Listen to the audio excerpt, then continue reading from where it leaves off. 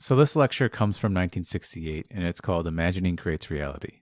It's pretty obvious in the title there what we're going to speak about. But I actually think that this lecture is quite interesting as far as a lecture that has this kind of title, usually from Neville, will be very practical, and this one is. But he also gets into things that I haven't heard him speak much about in the ending of the lecture. So I'm going to go through a few of these stories that he gives and just simply talk about it, things that I found interesting in it. So he basically he's starting off with the premise, imagining creates reality. He actually has two lectures from '68 that are a little bit different, but they're roughly the same. So in the beginning of this lecture, he quotes Edward Douglas Fawcett, which Edward Douglas Fawcett is an interesting read. If you don't know about him, he's been basically went through a lot of philosophies and dismantled them and really figured out that imagination may be the core of our reality. And he quotes him. He says, "God the Creator is like pure imagining in ourselves. He works in the very depths of our soul, underlying all of our faculties, including perception, and he streams into our surface mind, least disguised in the form of creative fancy." Basically, daydreaming. And Neville says that when you catch yourself daydreaming, you catch yourself imagining something, you have caught God in the act of creating. It's really yourself, but he would say that you've caught God creating something. And so while you're going through your daytime and you lose yourself in a certain image or a certain idea, you're creating something. And when you see it that way, you might become more selective on what you're doing on the inside. And we get into that later in the lecture. And so he speaks about finding this name of God, which is I am. And he quotes Exodus and how God says that my name is I am forever. And so that's God. And you would say that when you're imagining something, if I said, who's imagining that? You would say, I am. I'm imagining it. Well, that's God's name. So you're catching God in the creative act, but it's your very self. And so he says to not ever forget his name when you discover it. Don't forget it. You can imagine something, forget his name, and then when you reap your harvest, good, bad, or different, you don't remember. And so you've forgotten who you found. And then he goes on to say that you don't have to be rich to travel. You just have to be imaginative. And I remember that was something that always, when I have a video called No Conditions, and I speak on this because I was somebody who placed many conditions in my life. I thought I had to be a certain way, dress a certain way, act a certain way, be a certain way before I could imagine myself having the fulfillment of what I want. I thought I had to have some condition met first before I could otherwise imagine the fulfillment of it. And in this case, he's saying you don't have to be rich to travel. You just have to be imaginative. And the imaginative person who's traveling would assume that they're already in the place. Regardless of wealth, regardless of money, they would assume that they're already there. And he gives an example here. He gives a story of this woman. He's told the story many times because I understand why. It's a great story. It's about a woman whose father apparently was wealthy. But when she was 16, he passed away. And then they discovered, her and her mother discovered that they didn't have anything left. And that he wasn't, in fact, wealthy as he came off to be. And so they felt they were being ridiculed and laughed at in their environment. So they moved to San Diego. And while they were in San Diego, it was the Christmas time. And she saw these kids buying gifts for their families, and she felt tears swell upon her eyes. And it was raining. And so she ended up putting her face out into the rain and tasted the salt of her tears. And while she was on the streetcar, she said to herself, within herself, this is not a streetcar, this is a ship. And I'm not tasting my tears, I'm tasting the salt of the sea and the wind. And then she rode home in that mental state, and she was on a ship to Samoa. And then about 2 weeks later, she received a letter that her aunt gave her $3,000 that was in her deposit if she were to die. And she ended up using that money to take a trip to Samoa, and she was on a ship sailing to it. And I love this story because it's in that time when you feel you're being ridiculed or you're being laughed at, or you feel, as he said in The Art of Dying, the pressures are coming upon you and you feel like you need to have some type of change. And this woman didn't wait at all. She did it in the moment. It's something to admire that somebody would take what is otherwise, not discard themselves, but change the vessel that they're imagining, right? Has probably every reason to tear up and cry, and she decided to change this image into something more beautiful for herself. She did it for herself, and it worked. It worked for her when she allowed it to be different within herself. And then he goes on to say that imagination is spiritual sensation. What he means by that is that this woman took her senses with her into her imagination, and she changed she changed where she was at. She changed what the salt, what it meant. She changed the feeling of the wind, and she made it mean that she was on a ship. And many people would just simply say, well, it's a coincidence that her aunt in the interval of time happened to pass away and just so happened to give her the money to go there. It's just a coincidence. But when you test this over and over and over again, there's only so many times you can conclude coincidence, or you just, you think of someone and then all of a sudden they appear in your life randomly. Someone you haven't thought of in 10 years, they just appear. And that happens so many times where you start to question reality and you don't just keep going to coincidence. And I used to say that too, what a coincidence. And I didn't know what I was saying at the time, but really what I was saying was I was just imagining this and now it's here, and I'm calling that coincidence.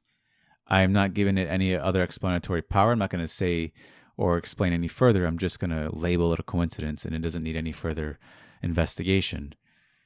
And it happened way too many times for it not to be a coincidence anymore. And he actually says that. Neville says, I could repeat this 1,000 times, and at a certain point, it's not a coincidence to me anymore. And he says, but man won't believe that. They'll believe a coincidence before they believe imagining creates reality. They will accept this before they'll ever accept that what they're doing within themselves actually affects their life.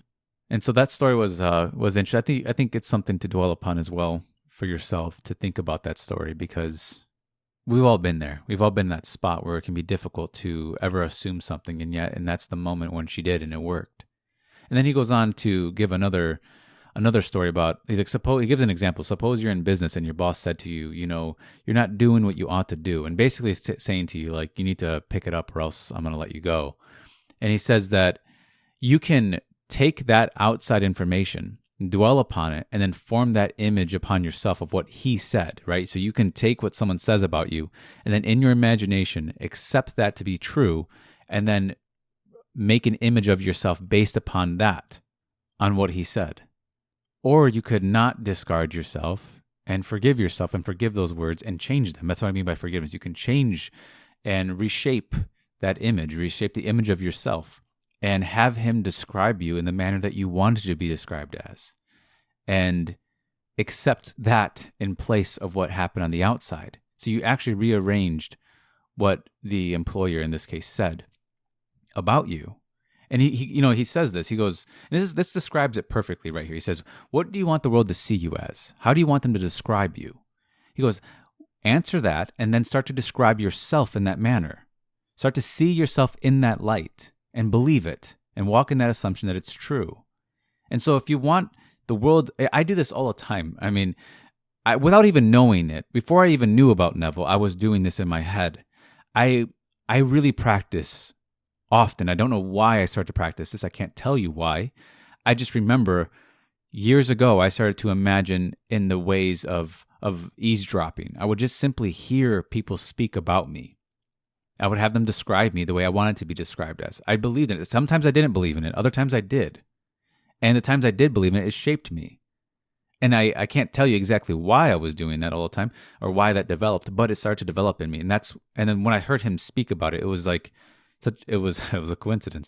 But it really showed me that there's other people who are doing this as well. They're actively using their imaginations, not simply passively using it. They're not just sitting as a bystander in their mind, just watching their thoughts go by. There are people who are actually being proactive and not just reactive, but taking action inside themselves, eavesdropping, changing the words that they're hearing, rearranging the mind in the ways that they want, into the images that they want. They don't just take life on the basis of facts alone. They see facts are created by the imagination.